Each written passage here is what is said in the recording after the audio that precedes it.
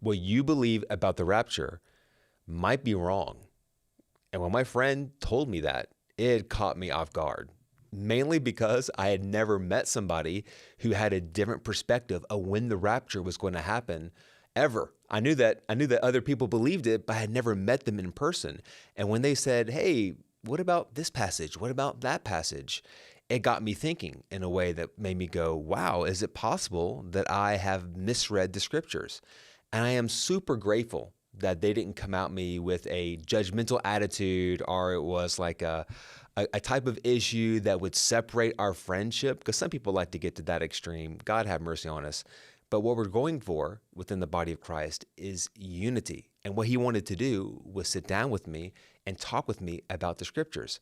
I'm not even saying that he convinced me in that moment, but it was a really great conversation that I needed, because there are different perspectives. There's a pre-tribulational, mid-tribulational, post-tribulational, and maybe you're like, I'm not any of those. I'm like a pan-tribulational. I'm just hoping if I love Jesus, it'll all pan out in the end. And I hear that. I'm grateful that you're here and that you're a part of the conversation.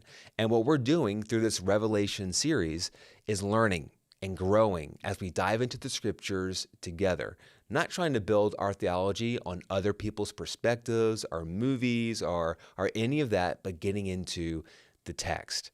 You know, one of the things that Pastor Johnson encouraged us, and if you missed the message, I have a clip of it for you here, is a filter that I think we all can use when we jump into topics like this. In fact, let me just show you this real quick. This is we talk about this in seminary sometimes, and some of you are like, out of all the pictures on earth I thought you were going to put up there, that's not the one, right? Okay, now think about it like this, is that we can have front burner theology and back burner theology. You understand that? We can have our primary view and we can have a secondary view. So listen, if you want to hold on to like, yeah, I'm going to get beamed out of this, yeah, before anything bad, that's fine.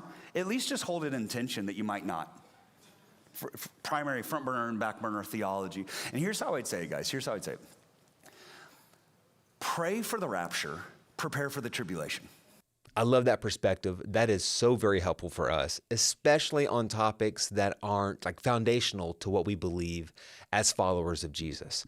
So I encourage you, if you are nervous, if you don't even know what you believe, like you're grateful for this series in Revelation because you're learning and growing, maybe because you were scared of the book, or because you believe something because someone else told you without really diving in yourself.